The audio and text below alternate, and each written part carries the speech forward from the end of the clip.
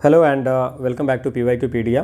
हम लोग revision through previous year question series जो 17th BPSC प्रीलिम्स होने वाली है उसके लिए स्टार्ट किया था और इसको फिर से हम रिज्यूम करते हैं। इसमें हम लोगों ने इससे पहले 10 लेक्चर किए हैं जिसमें हम लोगों ने 56 टू 59th BPSC के क्वेश्चन किए हैं, 60 टू 62nd BPSC के क्वेश्चन किए हैं और 63rd BPSC के क्वेश्चन किए हैं। इवन 64th BPSC की पार्ट 1 हमने कर ली है, दिस इज़ द पार्ट 2।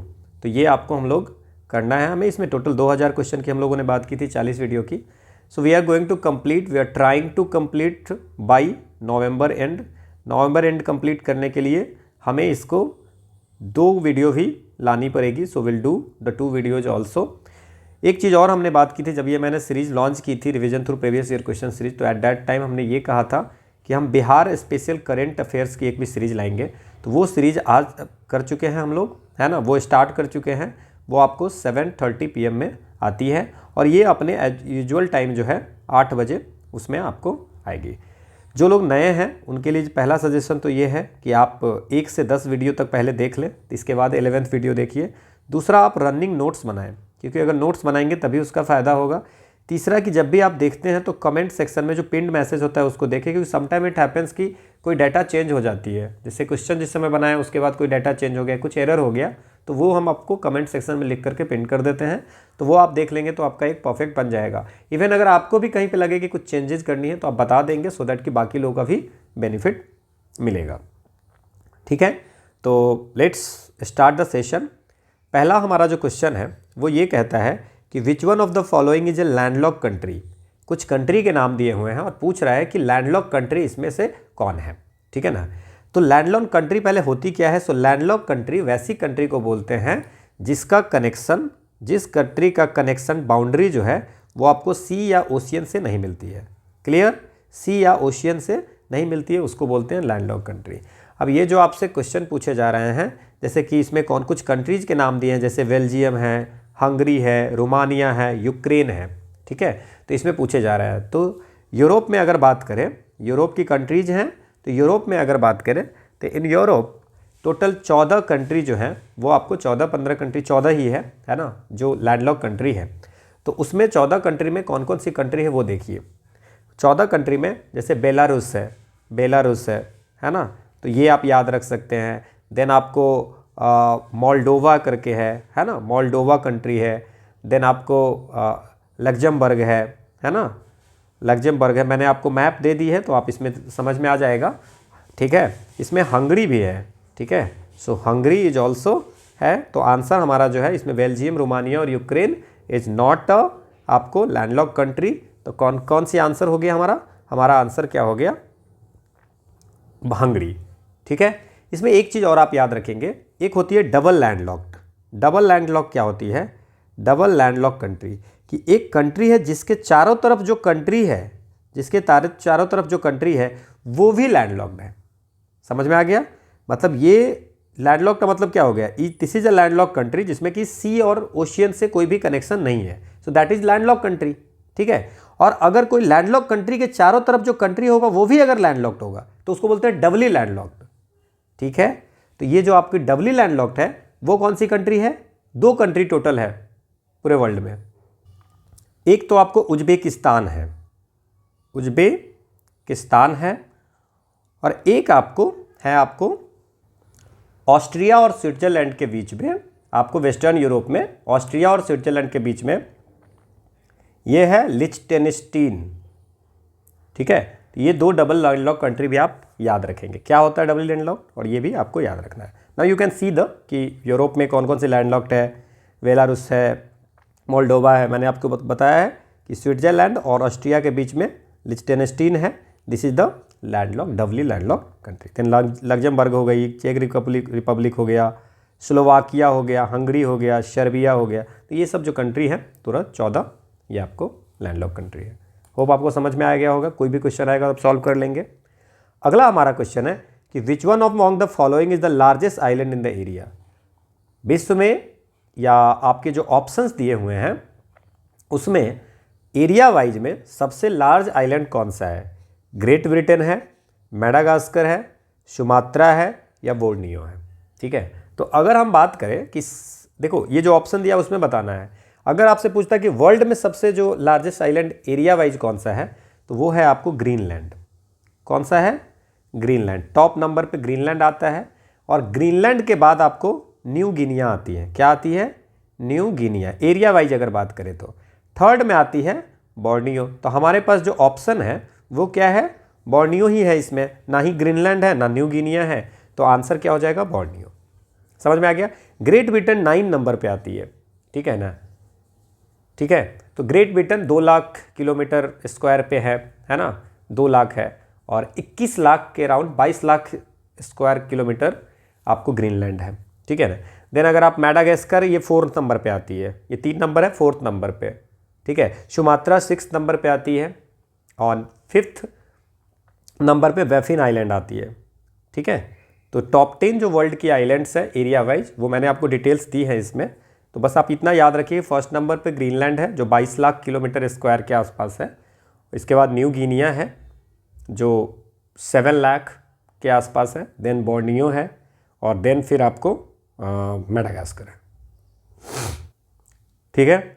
चलिए, ये आपको देख लीजिए, ग्रीनलैंड, देन आपको न्यू गिनिया, देन आपको बोर्नियो, देन आपको Madagascar, Baffin Island, Sumatra, then आपको Honshu, then Victoria, then Ellesmere Island, ठीक है। वर्ल्ड के लार्जेस्ट आइलैंड बाई एरिया, ठीक है। चलिए अगला क्वेश्चन देखते हैं कि in which the following areas Mediterranean climate does not prevail. कहाँ कहाँ मेडिटेरेनियन क्लाइमेट है, अगर आप पता चल जाए तो आपको समझ में आ जाएगा इसमें क्वेश्चन। तो कौन सी एरिया में आपको भूमध्य सागरीय जलवायु प्रचलित नहीं है। तो मेडिटेरेनियन एरिया की अगर बात करें तो इसमें कुछ क्वेश्चन है सेंट्रल चिले, देन चिली है, देन केपटाउन है, एडिलेड है, और पंपाज है। तो पंपाज आपको पता है कि पंपाज में आपको मेडिटेरेनियन क्लाइमेट नहीं है, बिकॉज दिस इज ये जो आपको ये साउथ अमेरिका में पंपाज है, और साउथ अमेरिका में ये अर्जेंटीना के आसपास है ना, अर्जेंटीना वाले एरिया में, है ना। तो साउथ अमेरिका में, और ये आपको ग्रासलैंड है, ठीक है। तो यहाँ पे आपको मेडिटेरेनियन क्लाइमेट नहीं पाई जाती है। बाकी जितनी भी जगह आप बता रहे हैं, चाहे सेंट्रल चिली हो या केपटाउन हो, एडलेट हो, ये सब जगह पे आपको मेडिटेरेनियन क्लाइमेट है। जैसे आप मेडिटेरेनियन क्लाइमेट कहाँ कहाँ है तो आप ये देख सकते हैं। यहाँ पे तो है ये मेडिटेरेनियन बेसिन, और यहाँ पे कैलिफोर्निया के पास में है, चिली है, और ये केपटाउन साउथ अफ्रीका में हो गया, और ऑस्ट्रेलिया में है, ठीक है ना। तो एडिलेड यहाँ आ गया आपका, केपटाउन यहाँ आ गया साउथ अफ्रीका में, एडिलेड ऑस्ट्रेलिया में, और सेंट्रल चिली बताया ही रहा है। तो ये तीनों ऑप्शन है, और एक पैम्पास दिया है, तो Pampas is a grassland, so this is not a answer, ठीक है। अगला हमारा क्वेश्चन है, वह देश जो विश्व में रेशम का सबसे बड़ा उत्पादक है। कौन सा देश है जो विश्व में रेशम का सबसे बड़ा है? तो सिल्क फैब्रिक प्रोडक्शन जो वर्ल्ड में होता है, जो उत्पादक पूछ रहा है, one is the consumer and question पूछा जाता है, वन इज द उत्पादक। तो विश्व में सबसे बड़ा उत्पादक की अगर बात करें, ठीक है ना, तो वो है आपका चाइना, ठीक है ना। और चाइना के बाद जो सेकंड अगर बात करें तो है इंडिया, और थर्ड अगर बात करें तो उज्बेकिस्तान, देन थाईलैंड। क्लियर, ठीक है ना। सेकंड में हमारा प्यारा भारत है। Now you can see the silk fabric production in the world, China, then India, then Uzbekistan, then Thailand, then United State. Clear. अगला हमारा क्वेश्चन है कि संयुक्त राष्ट्र अमेरिका को छोड़कर विश्व के निम्न देशों में से कौन सा देश कच्चे तेल का सर्वाधिक आयात उत्पादन करता है। मतलब दे आर सेइंग दैट कि विश्व में सबसे ज़्यादा तेल का उत्पादक कौन है। तो अगर 2023 का क्रूड ऑयल प्रोडक्शन की बात करें कि ऑयल प्रोड्यूसर कौन सा है, they are asking about not consumer, producer. Consumer और प्रोड्यूसर डिफरेंट चीज़ें हो जाती है ना, ठीक है ना। तो कौन प्रोड्यूस कर रहा है, कौन सबसे ज़्यादा कंज्यूम कर रहा है। तो अगर बात करें कि लार्जेस्ट क्रूड ऑयल प्रोड्यूसर कौन है, तो अभी का याद रखिए कि 2023 में अगर बात करें तो सबसे ज़्यादा जो है, अच्छा इसमें आपको बताया गया है कि आपको यूनाइटेड स्टेट अमेरिका को छोड़ करके, तो सबसे ज़्यादा जो प्रोड्यूसर है वो है यूनाइटेड स्टेट अमेरिका। तो यूनाइटेड स्टेट अमेरिका के बाद किसका नंबर आता है वो आपसे क्वेश्चन पूछा जा रहा है। So that is Russia.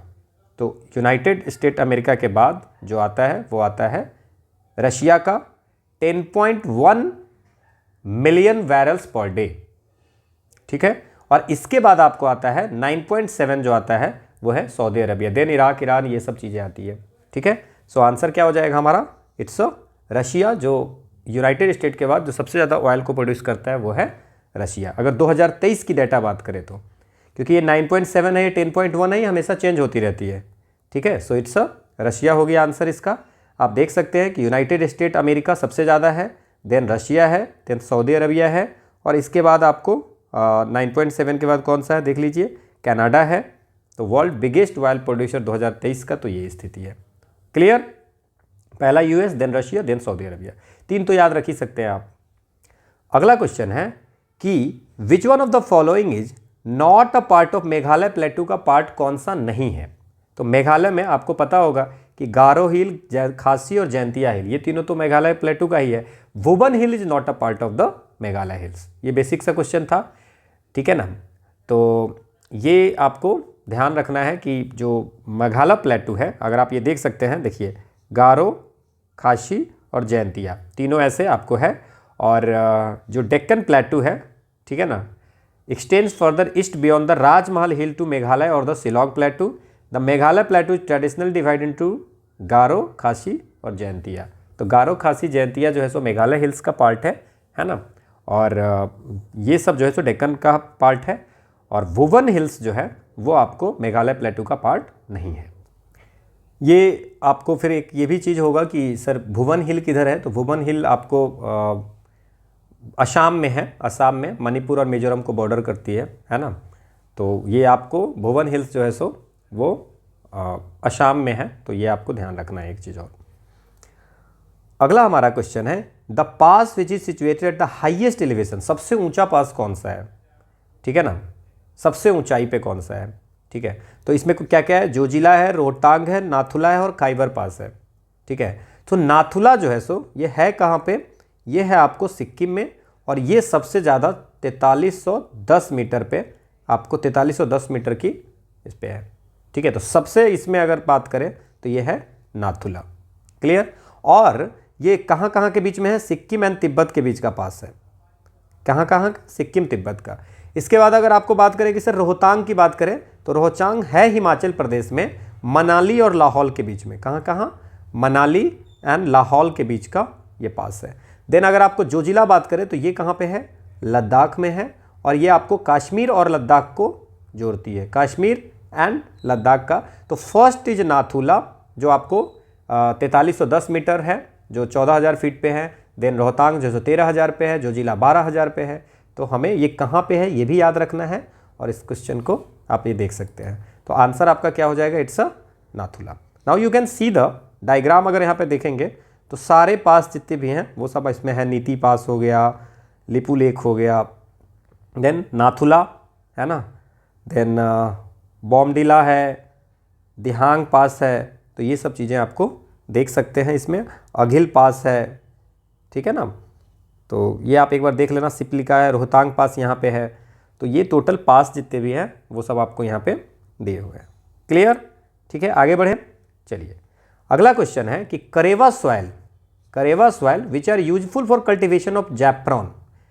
Saffron जो है, सैफ्रॉन जो होता है केसर, है ना, तो केसर का जो है सो एक वेराइटी है, उसका नाम है जाफरान। तो वो जाफरान जो है सो करेवा सॉइल में पाए जाते हैं, बनते हैं। तो वो पूछ रहा है कि करेवा सॉइल कहाँ पे मिलते हैं। कश्मीर हिमालय, गढ़वाल हिमालय, नेपाल हिमालय और ईस्टर्न हिमालय। ये आपने बहुत बार सुना होगा कि कश्मीर जो है सो में, कश्मीर वैली में, है ना, वो आपको एक फर्टाइल अलुवियल सॉइल है ना, और वो जो सॉइल डिपॉजिट्स होते हैं ना उसको बोलते हैं करेवा। ठीक है ना, तो ये आपको इसमें करेवा जो है सो ये आपको ग्लेशियल क्ले वगैरह सब जो आते हैं ना, मिनरल्स वगैरह लेकर के, है ना, तो उसको बोलते हैं करेवा। और ये दिस इज इन द आपको क्या कहते हैं उसको, कश्मीर हिमालय में है।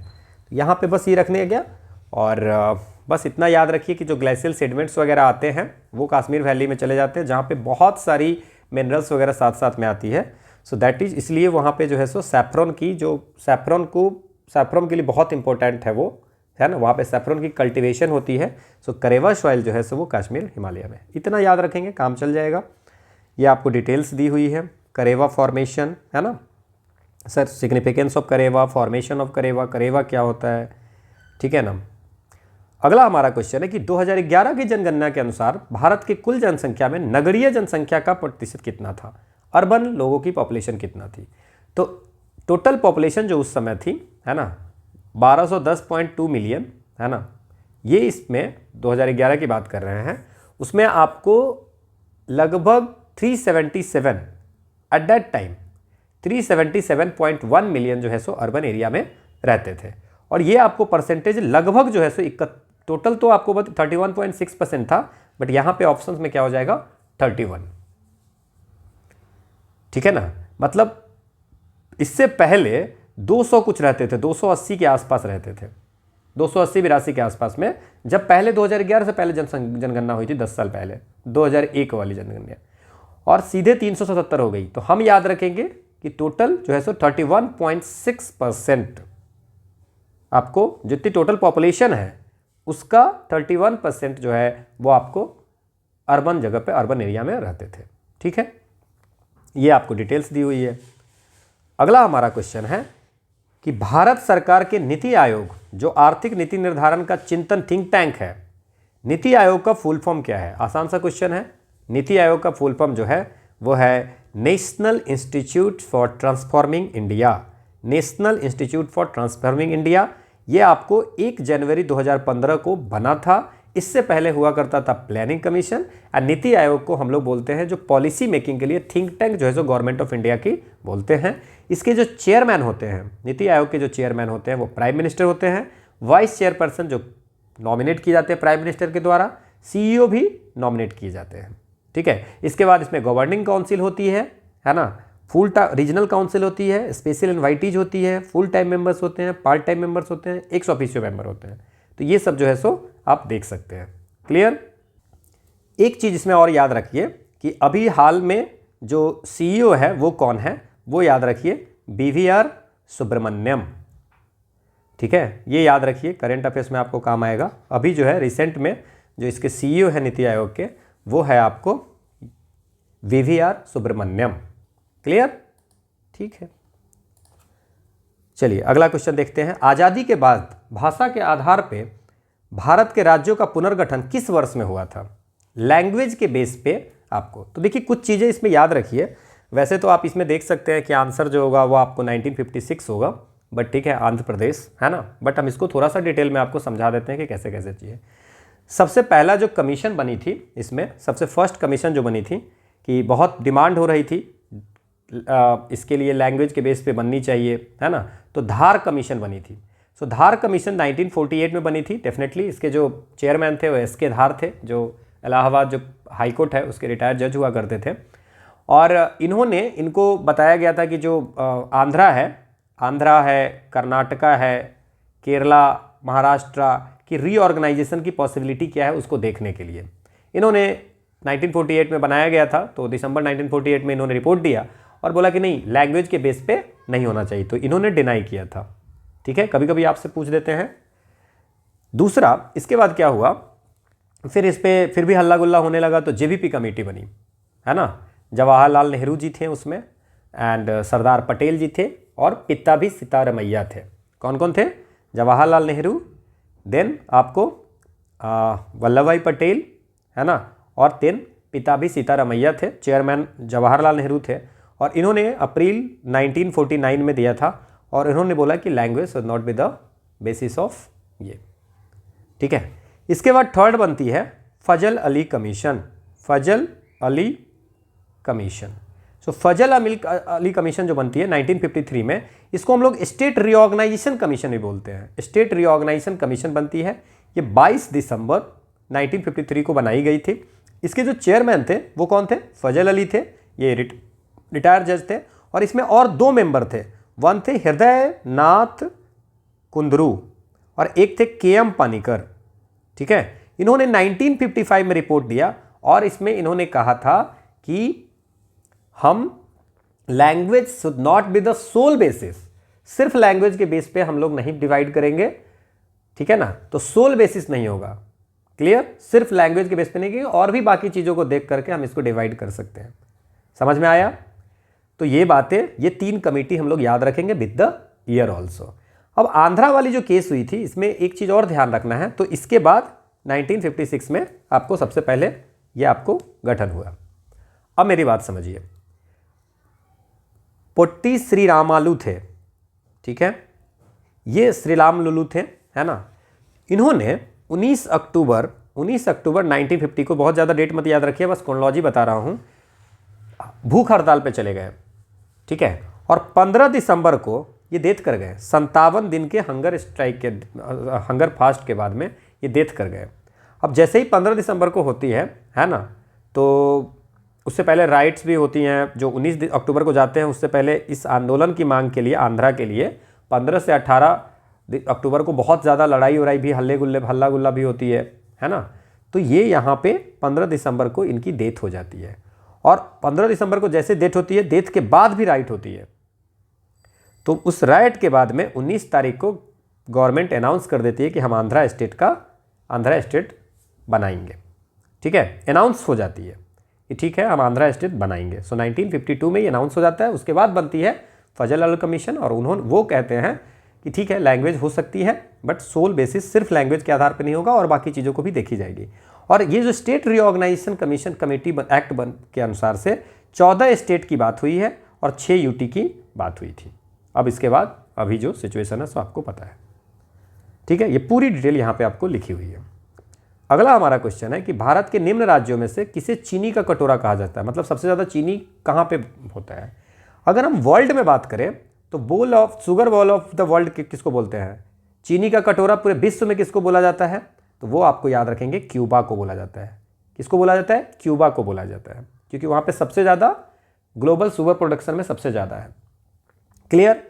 उत्तर प्रदेश को भारत का शुगर बॉल बोला जाता है। तो उत्तर प्रदेश और महाराष्ट्र में रहती है लड़ाइयाँ, है ना, बट उत्तर प्रदेश अभी जो है सो highest position in the production of the sugarcane, ठीक है। तो चीनी का कटोरा, भारत का चीनी कटोरा उत्तर प्रदेश, विश्व का क्यूबा, दोनों याद रखेंगे। अगला हमारा क्वेश्चन है कि in which one of the following minerals India leads in the production of the world. कौन सा ऐसा मिनरल है जिसमें इंडिया में सबसे ज्यादा प्रोडक्शन होता है। तो इंडिया जो है क्या सीट माइका का है, कॉपर का है, जिप्सम का है, आयरन ओर का है। तो सबसे ज्यादा लार्जेस्ट प्रोड्यूसर जो है वो इंडिया जो है वो सीट माइका का है। सीट माइका का वर्ल्ड में सबसे ज्यादा प्रोडक्शन होती है यहाँ पे, और वर्ल्ड का 80% रिजर्व जो है सो माइका का वो हमारे यहाँ है, ठीक है ना। इसके बाद अगर कॉपर की बात करें तो कौन है, चिली। वर्ल्ड का सबसे ज्यादा प्रोडक्शन जो है सो कॉपर कहाँ पे होती है, चिली से होती है ना। आयरन ओर में अगर बात करें तो ऑस्ट्रेलिया, सबसे ज्यादा प्रोड्यूसिंग कंट्री अगर बात करें तो वो ऑस्ट्रेलिया है। तो ये सब भी याद रखेंगे, छोटी छोटी चीजें, ठीक है ना, ये पूरी आपको दी हुई डिटेल्स। अगला हमारा क्वेश्चन है कि Bihar as an Indian state was formed in. Bihar as an Indian state was in formed, एक बार मैं आपको समझा देता हूं। 1756 में बिहार और बंगाल एक पार्ट होता था, ठीक है। बिहार और बंगाल, बिहार एंड बंगाल जो अभी प्रेजेंट में बिहार बंगाल है वो एक होता था। होता क्या है कि 14 अक्टूबर 1803 ईस्वी को उड़ीसा को ब्रिटिशर्स जो है सो ऑक्युपाई अपने अंदर कर लेते हैं। तो जब ऑक्युपाई कर लेते हैं तो ये बिहार बंगाल उड़ीसा एक साथ हो जाता है। समझ में आ गया। So Bihar was a part of Bengal in 1756। 14 October 1803 को ब्रिटिश क्या करते हैं, ब्रिटिशर्स जो है सो उड़ीसा को भी अपने अंदर ऑक्युपाई कर लेते हैं। तो ये तीनों बिहार बंगाल उड़ीसा एक जगह पे हो जाता है। 22 मार्च 1912 को बिहार और उड़ीसा को, बंगाल को अलग कर दिया जाता है एंड बिहार उड़ीसा एक साथ रहता है। समझ में आया। बिहार उड़ीसा एक साथ रहता है, बंगाल अलग हो जाता है। 1 अप्रैल 1936 को, 1 अप्रैल 1936 को, पूरी डेट याद रखेंगे, बिहार और उड़ीसा दोनों बट जाता है। बिहार उड़ीसा बट जाता है। समझिए इस कहानी को। पहले तो ये दोनों था, फिर ये आया, फिर ये दोनों सब एक जगह हो गया, फिर ये बाइफरकेट हुआ, फिर यहाँ से ये बिहार उड़ीसा बाइफरकेट हुआ, और बिहार से फिर आपको 15 नवंबर 2000 ईस्वी को साउदर्न बिहार जो है सो नया स्टेट बन गया, झारखंड। तो ये पूरी बिहार की क्रोनोलॉजी है। होप आपको समझ में आया होगा। तो अगर बिहार कब बना अगर बात करेंगे तो दैट इज इन 1936, जब बिहार से उड़ीसा अलग हो गया। तो समझ में आया, क्लियर। चलिए आगे बढ़िए। अगला हमारा क्वेश्चन है कि which one of the following parts of Bihar is geologically order in age relatively. Bihar के निम्न हिस्सों में से कौन सा हिस्सा भूतात्विक दृष्टि से अपेक्षा सबसे पुराना कौन सा है, ये आपसे पूछ रहा है। देखिए अगर बिहार की स्ट्रक्चर देखें, ठीक है ना, तो यंगर जो सबसे ज़्यादा यंगर होगा वो नॉर्थ में होगा। क्यों नॉर्थ में होगा? नेपाल हिमालय है ना। सो यंगर जो है वो आपको रॉक जो होगा वो नॉर्थ में होगा, और जितना साउथ जाएंगे उतना ओल्डर रॉक होगा। ठीक है, तो यंगर नॉर्थ में, ओल्डर साउथ में। थर्ड क्या याद रखेंगे? नॉर्थ वेस्ट में तराई रीजन है, सेंट्रल में गंगेटिक प्लेन है। ठीक है, समझ में आ गया? सेंटर और साउथ में प्लेटू है। ठीक है, पास साउथ भी याद रख लीजिए, साउथ में प्लेटू है, पठार है। ठीक है, सो बिहार में जो प्लेन है, ठीक है ना, तो अब इसमें क्वेश्चन पूछा जा रहा है कि कौन सा बिहार के निम्न हिस्सों में कौन सा हिस्सा सबसे ज़्यादा पुराना है। तो इसमें क्या आंसर हो जाएगा? आप लोगों ने देख लिया कि ओल्डेस्ट में जो साउथ में है, और साउथ में कौन सा हो जाएगा? इट्स रोहतास प्लेटू। सबसे यंगेस्ट अगर बोलेगा तो बिहार का जो प्लेन है वो सबसे यंगेस्ट है। देन आपको इसमें याद रख सकते हैं कि अब एक चीज़ और देख लीजिए यहाँ पे, ये आपको ए आंसर होगा, है ना। यंगर रॉक्स जो है सो कहाँ पे है, रोहतास कहाँ पे है, ये सब चीज़ें तो आपको पता ही है ना। धारवाड़ रॉक्स, विंध्यान रॉक्स और प्लेटू रीजन जो है सो कैमूर डिस्ट्रिक्ट से बांका डिस्ट्रिक्ट तक है। कैमूर से बांका डिस्ट्रिक्ट तक आपको जो है सो ये आपको प्लेटू रीजन है। ठीक है, और विंध्यान रॉक जो है सो कहाँ है? 3 जगह, कैमूर और रोहतास में है। साउथ वेस्टर्न पार्ट में कैमूर और रोहतास में है। ठीक है, और धारवाड़ रॉक जो है जमुई, नवादा, मुंगेर डिस्ट्रिक्ट, 3 डिस्ट्रिक्ट। तो ये भी याद रखेंगे हम लोग, है ना। बिहार प्लेन जो है सो यंगेस्ट टू बी फॉर्म्ड है। धारवाड़ रॉक्स जो है सो जमुई, नवादा, मुंगेर में है। विंध्यान रॉक कैमूर, रोहतास डिस्ट्रिक्ट में है, और कैमूर से बांका तक में टोटल प्लेटू बोलते हैं। समझ में आ गया? तो ये हम लोग को ध्यान रखना है, इतनी चीज़ें। ठीक है ना, फिर आगे हम लोग देखेंगे। अगला हमारा क्वेश्चन क्या है कि by how many district of Bihar was Patna district bound कितने डिस्ट्रिक्ट से है? तो पटना कितने से है ये देखनी है। टोटल 9 से है, बट हम लोग देख सकते हैं पटना के, देखते हैं पटना के 9 कौन कौन से हैं। तो यहाँ से स्टार्ट करते हैं, सारण से, सारण, वैशाली, देन पटना में Samastipur, then Begusarai, then Lakhisarai, then Sheikhpura तो है नहीं, Nalanda, then Jehanabad, then Arwal, then Bhojpur. कितने हो गए? 1 2 3 4 5 6 7 8 9 डिस्ट्रिक्ट जो है सो पटना को घेरे हुए हैं। ठीक है, अगला हमारा क्वेश्चन है कि most of the area in Bihar is covered by. Bihar में सबसे ज़्यादा क्या कवर्ड है? माउंटेन है, एलुवियल सॉइल है, रेगुलर सॉइल है, तेराई सॉइल है। तो ये हम लोग को पता है कि बिहार में सबसे ज़्यादा गैंगेटिक प्लेन है। तो गैंगेटिक प्लेन के कारण बिहार में सबसे ज़्यादा जो है वो आपको एलुवियल सॉइल है। ठीक है ना, सबसे ज़्यादा एलुवियल प्लेन है। अगर आप मैप देखेंगे तो बिहार का देख लो, एलुवियल प्लेन की जो एरिया है वो ये है एंड ठीक है, और हिल्स जो है सो बस इतने एरिया में है। ठीक है, और यहाँ पे भी थोड़ा सा है। ठीक है ना, बाकी जगह पे जो है सो आपको पेडी प्लेन वगैरह है इसमें। ठीक है ना, तो ये हमको ध्यान रखना है। सबसे ज़्यादा क्या है? एलुवियल प्लेन है।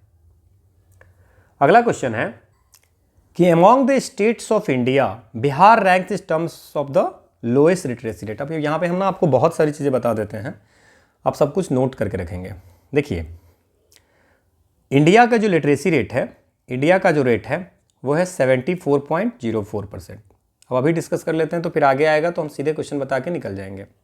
ये जो 74.04% इंडिया की लिटरेसी रेट है 2011 के जनगणना के अनुसार से, उसमें मेल का जो है 82.14% है, और फीमेल का जो है वो आपको 65.46% है। आप 74, 82 और 65 याद रखेंगे। सबसे ज़्यादा जो लिटरेसी रेट है वो केरला की है 94%, देन इसके बाद लक्षद्वीप की है, मिजोरम का है उसके बाद। बिहार की जो लिटरेसी रेट ओवरऑल की अगर बात करें तो 61.80% है। ठीक है ना, और ये आपको सबसे कंट्री में लास्ट पोजीशन इसका है बिहार का। ठीक है, देन उससे पहले अरुणाचल प्रदेश एंड राजस्थान है। इसके बाद बिहार की लिटरेसी रेट जो 61.80 है, उसमें मेल कितने हैं वो भी याद रखेंगे 71.20, और फीमेल कितनी है तो 51.50%। क्लियर, यहां तक कोई दिक्कत नहीं। तो हम याद क्या क्या रखेंगे सर? बिहार का सबसे पहले इंडिया की कितनी है 74, मेल की कितनी है 82, फीमेल की कितनी है 65। सबसे ज़्यादा किसकी है? केरला। सबसे कम किसकी है? बिहार। कितनी है? 61। मेल कितनी है? 71। फीमेल कितनी है? 51। कौन सी डिस्ट्रिक्ट में सबसे ज्यादा लिटरेसी रेट ज्यादा है? तो याद रखेंगे रोहतास। कितने हैं? 73%, 73.37 है, बट इतना याद रखिए आप। सबसे कम लिटरेसी रेट किसमें है? तो याद रखेंगे पूर्णिया। फिर मेल लिटरेसी रेट सबसे ज्यादा कहां है? रोहतास। लोएस्ट मेल लिटरेसी कहां पे? Purnia. Then female literacy rate सबसे ज्यादा कहां है? रोहतास। फीमेल लिटरेसी रेट सबसे कम कहां है? तो इसमें याद रखेंगे सहरसा। सहरसा में फीमेल लिटरेसी रेट सबसे कम है। मेल की तो कम किसमें है? पूर्णिया में। ओवरऑल कम किसमें है? पूर्णिया में। बट फीमेल की अगर बात करें तो सहरसा में। तो ये भी याद रखेंगे, ओनली 41.68% पीपल फीमेल जो है सो लिटरेट है इसमें। ये अगर लिटरेसी पे पूछेगा तो इससे ज्यादा कहीं से क्वेश्चन नहीं पूछ सकता है। So this is the answer. तो among the state lowest literacy rate जो है सो among the state of India Bihar rank in terms of lowest literacy rate. निम्नतम साक्षरता की दृष्टि से बिहार का स्थान है सबसे कम में, नीचे से है तो फर्स्ट ही होगा ना, ठीक है। ये पूरी डिटेल्स है। अगला हमारा क्वेश्चन है कि what is the rank of Bihar in terms of production. Jute जो इंडिया में जितने स्टेट है, इंडिया में बात कर रहा है, तो सबसे what is the rank of Bihar in terms of production of jute among the states. सारे स्टेट्स में सबसे ज़्यादा आपको बिहार का कौन सा रैंक है। अब ये देखिए चेंज होती रहती है। अगर हम 2020-21 की बात करें, 2020-21 में जो डाटा आई थी 2021 में, उसके अनुसार से मानेंगे अगर, तो वेस्ट बंगाल जो है सो सबसे ज़्यादा प्रोडक्शन में थी, वेस्ट बंगाल। और वेस्ट बंगाल के बाद जो है सो आपको असम था, वेस्ट बंगाल के बाद असम था, एंड थर्ड नंबर पे बिहार था, थर्ड नंबर पे बिहार था, ठीक है। तो अगर उसको हम मान के चले तो this is the Bihar at the third, but second और थर्ड में हमेशा वेस्ट बंगाल ऑलवेज फर्स्ट, और सेकेंड और थर्ड में चेंज होता रहता है। सो अभी रिसेंट में हम अगर बात करें तो थर्ड है। अगर ऐसी कोई डाटा होगी तो फिर उसको आप एक बार देख सकते हैं। अब बिहार तो सबसे ज़्यादा है, लेकिन बिहार में कौन सी डिस्ट्रिक्ट है? तो वो है पूर्णिया, जहाँ पे जूट पार्क बनाने की भी घोषणा हुई है ना। तो जूट प्रोड्यूसर बिहार अगर सेकंड थर्ड पोजीशन पे है तो उसमें बिहार का सबसे ज़्यादा पूर्णिया है। और भी है जहाँ पे जूट होती है बिहार में, वो होती है दरभंगा में होती है, सहरसा में होती है, और कटिहार में होती है। तो ये भी याद रखेंगे जूट प्रोड्यूसिंग एरिया, ठीक है ना। तो बाकी ये आपको पूरी एक्सप्लेनेशन है, ये देखिए डाटा है। अगला हमारा क्वेश्चन है कि which type of industries has been potential and prospect in Bihar. Bihar में किस तरह की इंडस्ट्री लाई जा सकती है? तो बिहार में अभी हम देखें कि ज़्यादातर एलुवियल प्लेन है जो कि एग्रीकल्चर के लिए बड़ी उपयुक्त होती है। तो बिहार की इकोनॉमी भी एग्रेरियन इकोनॉमी है, एग्रीकल्चर बेस्ड है। तो यहाँ पे ऑयल रिफाइनरी या forest based industry, sand mining या एग्रो बेस्ड, तो एग्रो बेस्ड इंडस्ट्री अगर बिहार में लाई जाए तो वो ज़्यादा होगा। जैसे कि आप फूड प्रोसेसिंग ला सकते हो, ठीक है, डेयरी सेक्टर पे वर्क कर सकते हो, शुगर, ठीक है ना। तो ये सारी चीज़ें जो होगी सो बिहार में ला सकते हो। तो मेनली अगर आप बात करें सबसे ज़्यादा जो पोटेंशियल है वो एग्रो बेस्ड इंडस्ट्रीज की है, ठीक है। अगला हमारा क्वेश्चन है कि जज ऑफ द सुप्रीम कोर्ट में resign his office by writing to. अगर सुप्रीम कोर्ट के जज को रिजाइन करना पड़ेगा तो वो कैसे रिजाइन करेगा? हमारे संविधान के अनुच्छेद 124 की 2A में लिखा हुआ है कि जज may by writing under his hand address to the president resign his office. President को लिख करके रिजाइन कर सकता है। सुप्रीम कोर्ट के जज को अपॉइंटमेंट जो होती है वो प्रेसिडेंट के द्वारा होती है, कॉलेजियम सिस्टम के रिकमेंडेशन के बाद प्रेसिडेंट करते हैं, ठीक है। तो वो रिजिग्नेशन देना है तो अनुच्छेद 124(2) के तहत उनको किसको करना पड़ेगा? प्रेसिडेंट को पत्र लिखना पड़ेगा, रिजिग्नेशन लेटर। अगला हमारा क्वेश्चन है कि who was the first chairman of the backward class commission. Backward class commission का फर्स्ट चेयरमैन कौन था? देखिए अब इसमें अगर बात करें तो 1955 में आपको बैकवर्ड क्लास कमीशन बनी थी, फर्स्ट बैकवर्ड क्लास कमीशन बनी थी, जिसको हम लोग बोलते हैं काका कालेकर कमेटी कमीशन, ठीक है। तो 1955 में सबसे पहला जो फर्स्ट बैकवर्ड क्लास कमीशन बनी थी वो थी काका कालेकर की। यहां तक कोई दिक्कत नहीं है। इसके बाद 1980 में आपको सेकंड बैकवर्ड कमीशन बनी थी। तो फर्स्ट ये हो गई, सेकंड बनी थी उसका नाम है मंडल कमीशन, ठीक है ना। और 1989 में आपको वीपी सिंह गवर्नमेंट, कौन सी? वीपी सिंह गवर्नमेंट ने मंडल कमीशन रिपोर्ट को इंप्लीमेंट करने के लिए बात की थी, ठीक है ना। और यहां पे 1992 में इंदिरा सहनी केस होती है ना, उसमें आपको क्रीमी लेयर वाली कॉन्सेप्ट आ जाती है, ठीक है ना, कि जो लोग क्रीमी लेयर वाले हैं, जिनकी इनकम ज़्यादा है, उनको रिजर्वेशन नहीं मिलेगी। और अभी अगर आप रेफरेंस में बात करेंगे तो रोहिणी कमीशन है, रोहिणी कमीशन है सब कैटेगराइजेशन के लिए, 2023 में उन्होंने रिपोर्ट सबमिट की है। इतना याद रख लेंगे तो हमारा काम, आपको लगता है काम चल जाएगा। देन सब कैटेगराइजेशन के लिए बहुत सारी कमीशन है ना। हवनौर कमीशन 1972 में कर्नाटका ने बनाई थी। 1977 वाला याद रख सकते हैं आप कि बिहार के सीएम जो कर्पूरी ठाकुर थे वो आपको मुंगेरी लाल कमीशन रिपोर्ट के अनुसार से सब कैटेगराइजेशन करके ईबीसी लाने की बात की थी। एक्सट्रीमली बैकवर्ड क्लास और बैकवर्ड क्लास, दो कैटेगरी में बांटा था। कौन सी कमीशन थी? मुंगेरी लाल कमीशन। कौन थे 1977 में? कौन थे सीएम? कर्पूरी ठाकुर, इन्होंने इंप्लीमेंट किया था। इसके बाद हुकिम सिंह कमेटी भी 2002 में बनाई गई थी, है ना, राजनाथ सिंह जब सीएम थे तो उसमें। तो बिहार वाला हम ये याद रख लें, कर्नाटका वाला जो 1972 का था नहीं भी याद रख सकते हैं, ठीक है। तो बस इतना चीज़ें आप याद रखिए, इसमें काफ़ी है। सो काका साहब कालेकर कमेटी, देखिए पूरी डिटेल्स इसमें आपको दी हुई है। अगला हमारा क्वेश्चन है कि the chairman of the state public service commission, state public service commission का चेयरमैन कौन अपॉइंट करता है? हमारे संविधान के आर्टिकल 316(1) में लिखा हुआ है कि the chairman and other members of the public service commission shell be appointed in the case of union commission और अ ज्वाइंट कमीशन। अगर यूनियन कमीशन की बात होगी, मतलब यूपीएससी की या ज्वाइंट पब्लिक सर्विस कमीशन की, तो वो करेंगे हमारे प्रेसिडेंट जी।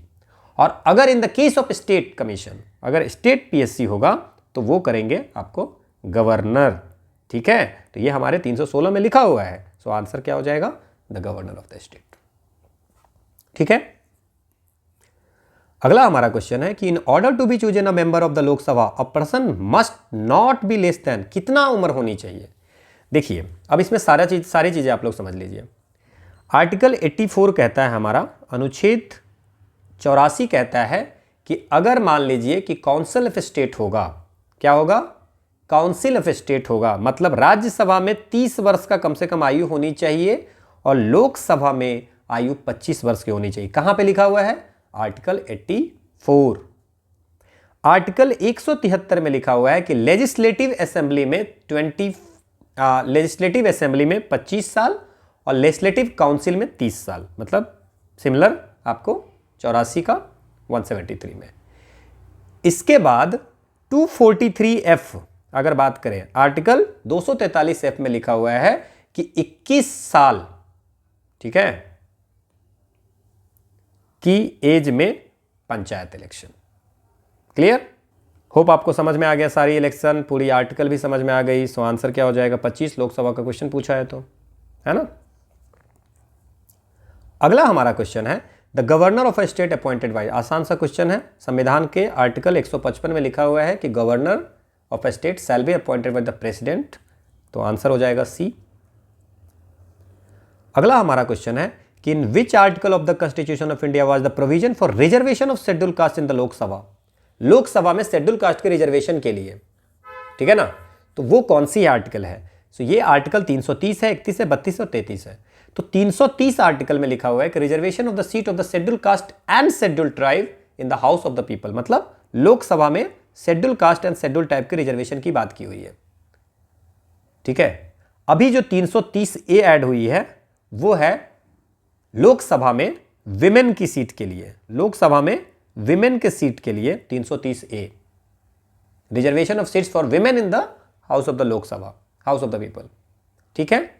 इसके बाद 331 में जो हुआ करता था वो एंग्लो इंडियन कम्युनिटी के लिए था, लोकसभा में एंग्लो इंडियन कम्युनिटी के थे था, ठीक है।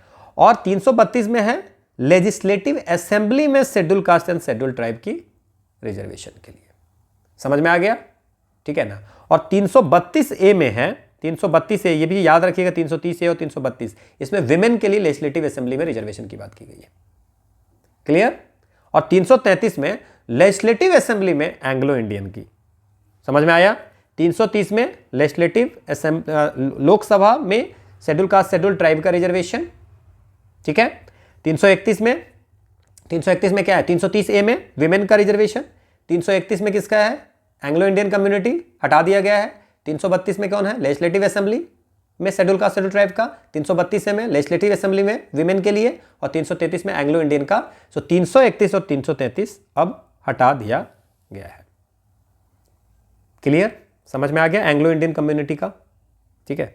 होप आपको ये समझ में आ गया होगा। And this is the detail part 16 special provision for relating to certain classes. अगला है कि the president is not a part of the parliament, पहला है। Is a part of parliament, दूसरा है is a part of the parliament, sits in the parliament, can vote in the parliament, none of the above, vote नहीं कर सकते हैं, बैठ नहीं सकते हैं, ठीक है। और ये पार्लियामेंट के पास होता है क्योंकि पार्लियामेंट का मतलब होता है Lok Sabha, Rajya Sabha and president. Parliament में प्रेसिडेंट और दोनों हाउस होते हैं। सो लोकसभा, राज्यसभा और प्रेसिडेंट मिलाकर के बनता है parliament. So president is a part of the parliament. अगला क्वेश्चन है कि which one of the following article directs the state government to organise the panchayat. Panchayat के बारे में कौन सी है? तो अगर आर्टिकल 40 की बात करें तो आर्टिकल 40 में है ऑर्गेनाइजेशन ऑफ विलेज पंचायत। 48 में बात करें तो it's about the agriculture and animal husbandry के बारे में बात किया है, ठीक है, सब डीपीएसपी है।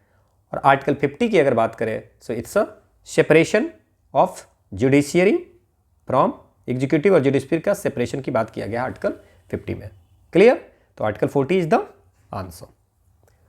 अगला हमारा क्वेश्चन है कि किस वर्ष झारखंड अस्तित्व में है। अभी थोड़ी देर पहले हमने बात किया था कि 15 नवंबर 2000 को बिहार से झारखंड अलग हुआ था, नया स्टेट बना था। तो इट्स आंसर इज 2000। अगला हमारा क्वेश्चन है कि in which one of the following years was Sarkaria commission which was empowered to recommend changes in the central state relation. दो क्वेश्चन बनते हैं इसमें। वन इज द कि सरकारिया कमीशन किस चीज के लिए बनाई गई थी। तो आर.एस. सरकारिया के नेतृत्व में सरकारिया कमीशन बनाई गई थी 1983 में, ठीक है। और ये 3 मेंबर की कमेटी हुआ करती थी, 3 मेंबर की कमेटी होती थी, ठीक है ना। और 3 मेंबर की कमेटी 1933 में बनाए गए थे, 3 मेंबर्स की कमेटी थी। ये किस बेस पे, किस काम के लिए था? सेंट्रल स्टेट रिलेशन पे बात किया था कि सेंट्रल स्टेट के जो अभी एग्जिस्टिंग अरेंजमेंट्स है उसको क्या चेंज किया जा सकता है, इसमें क्या चेंज करने की जरूरी है। और बहुत सारी स्टडीज करने के बाद, बहुत सारे इंफॉर्मेशन डिस्कशन वगैरह करने के बाद 1600 पेज की रिपोर्ट देते हैं। तो बनी कब थी? 1983 में। रिपोर्ट कब सबमिट की? इट्स 1987-88 में किया था। तो आंसर इज 1987, जनवरी 1988 या दिसंबर 1987 में। तो आपको ये 1987 इज द आंसर, इन्होंने रिपोर्ट सबमिट किया था। अगला क्वेश्चन है कि under which one of the following articles is the formation of finance commission. बहुत आसान क्वेश्चन है। संविधान के आर्टिकल 280 में ये लिखा हुआ है फाइनेंस कमीशन के बारे में। प्रेसिडेंट अपॉइंट करेंगे फाइनेंस कमीशन। अब आपसे क्वेश्चन आएगा कि सर 265 में क्या है, 268 में क्या है, 269 में क्या है। देखिए 265 ये टैक्स के बारे में है basically, so no need to ज़्यादा जानना नहीं है, बट अगर आपको जानना है तो 269 में है it's a tax levied and collected by union but assigned to state. लगाता कौन है? यूनियन, ठीक है। कलेक्ट कौन करता है? यूनियन। और देता किसको? स्टेट को। और 268 में सेम चीज है, duties lived by the union. लगाता कौन है? यूनियन। कलेक्ट कौन करता है? स्टेट। और 265 में है taxes not to be impose save by authority of law. तो ये है, तो टैक्स और ड्यूटी से रिलेटेड है, so no need to remember, but आप फिर भी देख सकते हैं इसमें। अगला हमारा क्वेश्चन है कि अटॉर्नी जनरल को कौन अपॉइंट करता है। सो आर्टिकल 76 अगर आप देखेंगे तो हमारे संविधान के आर्टिकल 76 में लिखा हुआ है कि president shall appoint a person who is qualified to be appointed जज ऑफ द सुप्रीम कोर्ट। इसकी जो क्वालिफिकेशन होगी वो जज ऑफ द सुप्रीम कोर्ट की क्वालिफिकेशन के बराबर होगी। सो ये कौन अपॉइंट करता है? It's a president. अगला क्वेश्चन है कि 12वीं जो 5 ईयर प्लान हुई थी, which one of the following average annual growth rate targets was envisaged for agriculture and agriculture allied के सेक्टर के लिए क्या आपको टारगेट रखा गया था, ये आपसे पूछ रहा है। तो 5 ईयर प्लान तो बंद हो गई है, बट 12वीं जो सबसे लास्ट 5 ईयर प्लान थी वहां पे 8% की टारगेट की बात की गई थी और 8% ओवरऑल ग्रोथ की बात की गई थी। 8%, उस 8% में इन्होंने बात किया था कि हम 10% पॉवर्टी जो होगा, जो एग्जिस्टिंग पॉवर्टी है उससे 5 साल में 10% पॉवर्टी रिड्यूस कर देंगे और एग्री का ग्रोथ जो है 4% बढ़ा देंगे और मैन्युफैक्चरिंग की ग्रोथ जो है सो 10% से बढ़ा देंगे। मतलब वॉट एवर भी द एग्जिस्टिंग जो रहा होगा, है ना, उस ये आपको टारगेट पूरी थी। तो एग्रीकल्चर कितना बढ़ाना था? 4%। पॉवर्टी कितना घटाना था? 10%। जो आज है अगले 5 साल के बाद हम 10% गरीबी घटा देंगे।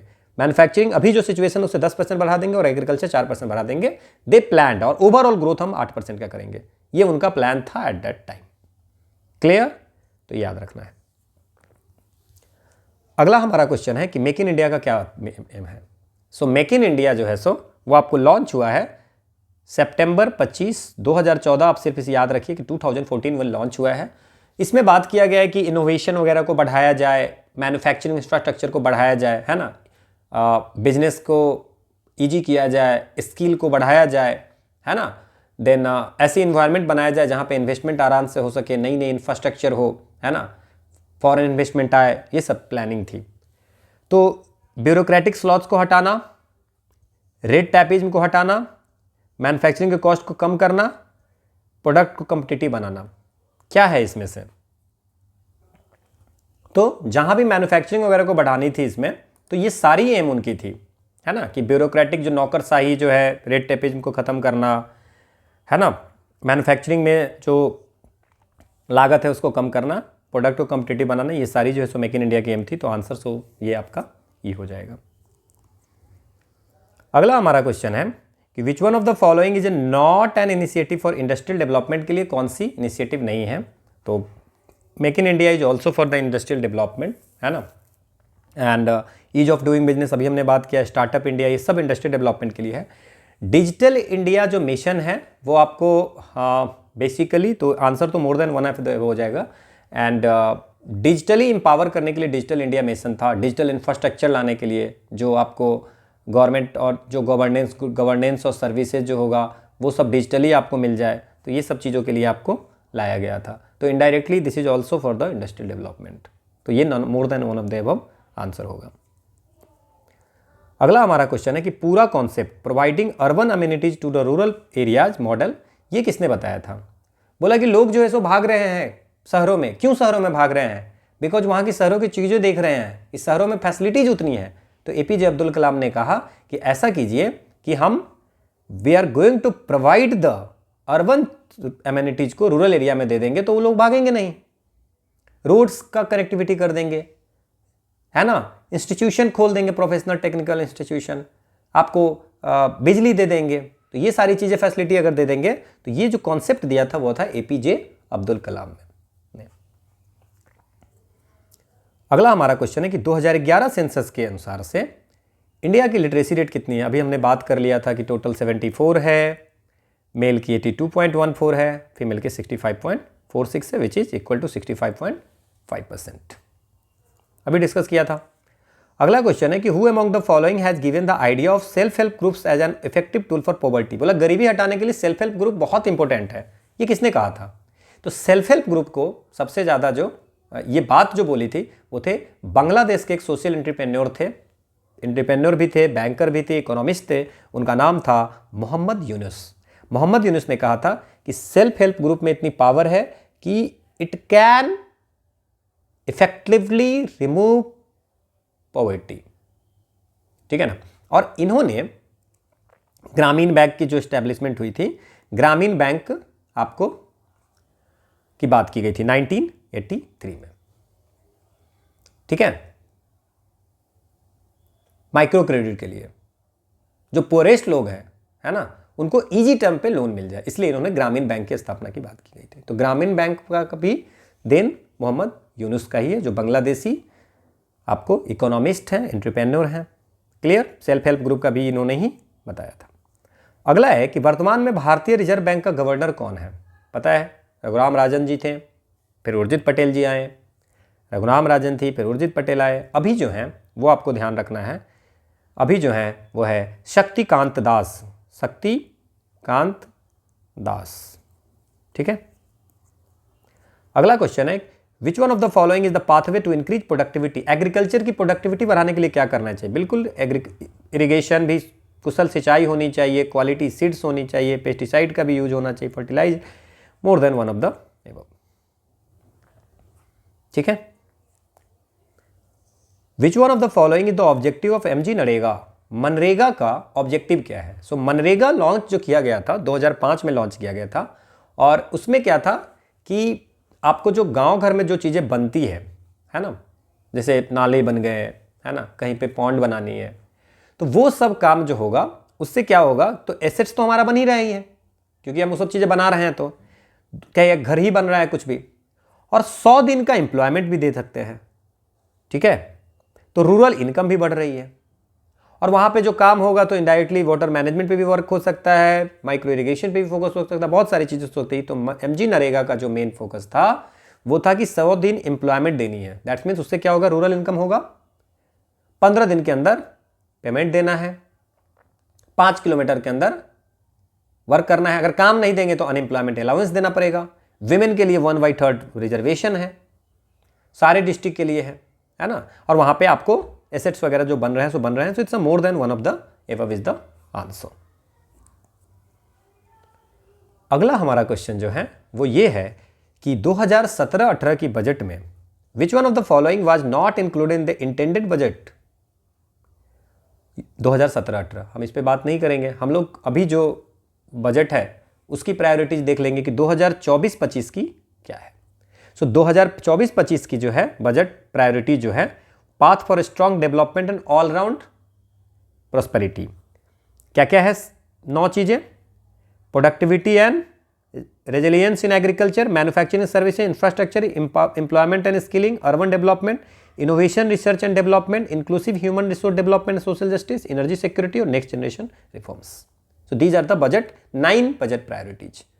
तो जो 17-18 में क्वेश्चन पूछा था उस तरह से अगर आपको पूछेगा ऑब्जेक्टिव्स तो you can say that these 9, you can remember these 9 2024-25 की।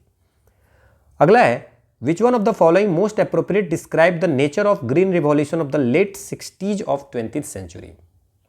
ग्रीन रेवोल्यूशन का नेचर क्या था ये आपसे पूछा जा रहा है। Intensive cultivation of green vegetable, हरी सब्जियों को बनाना, इंटेंसिव एग्रीकल्चर डिस्ट्रिक्ट प्रोग्राम, गहन कृषि जिला कार्यक्रम, हाई यील्डिंग वेराइटीज प्रोग्राम, उच्च उपज किस्म कार्यक्रम, सीड फर्टिलाइजर वाटर टेक्नोलॉजी। ये इसमें से क्या था, तो अगर आपको पता होगा तो ग्रीन रिवॉल्यूशन जो था 1960s में जो आया था, 1960s में वो आपको जो क्या था कि they are more focus on mechanised farm tool and HYV high yielding varieties की इसकी बात की थी। सीड, फर्टिलाइजर और वाटर टेक्नोलॉजी, तीनों चीज पे बात की थी। Clear? So answer is the D answer होगा। So they are not talking about the हरी सब्जी या गहन कृषि जिला कार्यक्रम या सिर्फ हाई यील्डिंग वेराइटीज प्रोग्राम था। सीड तो हाई यील्ड चाहिए था, इरिगेशन फर्टिलाइजर भी अच्छी चाहिए थी, है ना, फर्टिलाइजर भी चाहिए थी, पेस्टिसाइड्स फर्टिलाइजर ये सब भी चाहिए थी, ठीक है ना। तो ये सारे को यूज करना था, टेक्नोलॉजी को यूज करना था। MS स्वामीनाथन जो कि आपको भारत में आपको ग्रीन रिवॉल्यूशन के जनक है। नॉर्मन बोरलॉग तो आप लोगों को पता ही है वर्ल्ड में, ठीक है। अभी इनको अवार्ड भी मिला है, भारत रत्न। अगला हमारा क्वेश्चन है, लीजिए पूछ दिया नीति आयोग के CEO कौन है, तो पता है अभी ये सब तो इंपॉर्टेंट नहीं है, इट्स VVR सुब्रमण्यम जो नीति आयोग के CEO है। अगला क्वेश्चन है which one of the following state has the highest density of population. कौन सी स्टेट में सबसे ज्यादा डेंसिटी ऑफ पॉपुलेशन है। तो इंडिया की अगर 2011 जनगणना के अनुसार से पॉपुलेशन डेंसिटी देखें तो 382 पर स्क्वायर किलोमीटर, एक स्क्वायर किलोमीटर में 382 लोग। बिहार में 1106 एक स्क्वायर किलोमीटर में है। अरुणाचल प्रदेश में सबसे कम 17 एक स्क्वायर किलोमीटर में थे और बिहार में सबसे ज्यादा 1106। दिल्ली में आपको एक स्क्वायर किलोमीटर में 11,297 है एट 2011 में NCR में। सो स्टेट की बात करें तो इट्स बिहार, जहां पे सबसे ज्यादा पॉपुलेशन डेंसिटी का मतलब क्या हो गया, कितने एरिया में कितने लोग रहते हैं। तो एक स्क्वायर किलोमीटर में एवरेज अगर इंडिया की बात करें तो 382, सबसे ज्यादा अगर बात करें तो 1106 बिहार, तो सबसे ज्यादा पॉपुलेशन डेंसिटी वाला हो गया, और अरुणाचल सबसे कम हो गया 17, और अगर यूटी को भी ऐड करेंगे तो दिल्ली में 11,297 पर स्क्वायर किलोमीटर है। कितने क्वेश्चन पूछते हैं देखते हैं जनगणना से। What is the sex ratio in Bihar state पर 2011 जनगणना के अनुसार सेक्स रेशियो कितना है, तो ये 918 है। आपको 1000 मेल पे 918 फीमेल है, जो नेशनल एवरेज था 940 उससे कम है। मतलब इंडिया में 1000 फीमेल पे 2011 जनगणना के अनुसार से 101,000 मेल पे 940 फीमेल हुआ करती थी, बिहार में 918। अगला है कि Bihar economic survey for the first time, कब सबसे पहले बिहार इकोनॉमिक सर्वे कब आया था? तो पहली बार बिहार लेजिस्लेचर में आपको जो इकोनॉमिक सर्वे आया था वो 2006-07 में आया था। ठीक है, तो ये आपको ध्यान रखना है। अगला है कि in Bihar during April June 2018 which sector has attracted the highest, मतलब उस समय सबसे ज़्यादा बिहार में किस सेक्टर में ये किया था? तो दैट इज़ नॉट इम्पोर्टेंट, अभी के लिए तो कोई ऐसे इंपॉर्टेंट है नहीं। बट अगर बिहार की अगर बात करें 2017 से 22 तक की अगर बात करें, ठीक है ना, तो सबसे ज़्यादा जो आई थी वो फूड प्रोसेसिंग में FDI, देन आपको general manufacturing, then plastic rubber, then renewable energy. तो ये आप एक बार देख सकते हैं। ठीक है, 2017-18 में बिहार राज्य में कृषि में कार्यरत जनसंख्या का प्रतिशत, कितने लोग कृषि में कार्यरत थे? तो अभी अगर बात करें तो ये उस समय का याद नहीं रखेंगे, 76% ऑफ पॉपुलेशन जो है सो एग्रीकल्चर में एंगेज्ड है। अगला क्वेश्चन है कि बिहार राज्य में वर्ष 2016-17 के दौरान आर्थिक विकास दर क्या थी? तो अभी आर्थिक विकास दर कर लीजिए। बिहार में अगर आप बात करें थर्ड हाईएस्ट ग्रोथ रेट है आपको around 10.98% at constant price, not current, it's a constant price, है ना। ठीक है, कांस्टेंट प्राइस कब से? 2011-12 के ये। सो 2021-22 फाइनेंशियल ईयर में बिहार का जो रहा है 10.98% ग्रोथ रही है। अभी सब बाकी सब एस्टिमेटेड वगैरह हैं, अभी फाइनल डाटा नहीं आए हैं। So this data you can remember. Okay, so this is all about for today's session. So this is the quote of the day that stay positive, work hard and make it happen. Positive रहिए कि हमारा होगा, ऐसा नहीं कि नहीं मेरा नहीं होगा, ये प्रॉब्लम है वो प्रॉब्लम है। सो बी पॉजिटिव। फिर उसके बाद सिर्फ पॉजिटिव रहने से नहीं होगा कि हो जाएगा बट पढ़ेंगे नहीं, वो भी नहीं करना है। सो वर्क हार्ड भी करना है, पॉजिटिव भी रहना है, और अगर ये दोनों करते हैं तो आप जो चाहते हैं वो हो जाएगा। So thank you all for watching. You can join the Telegram channel PYQ_PDA। वहाँ पे आपको डेली डिफरेंट क्वेश्चंस मिल जाएंगी। हिस्ट्री हम लोगों ने क्वेश्चन कर ली है, 250 के आसपास में हिस्ट्री के क्वेश्चन की है। Now we are focusing on the science में बायोलॉजी से हम लोग स्टार्ट करेंगे, तो वहाँ पे daily question, previous year question मिल जाएंगे, वो आपको रिविजन में हेल्प करेगा। So again thank you, will meet in the next class.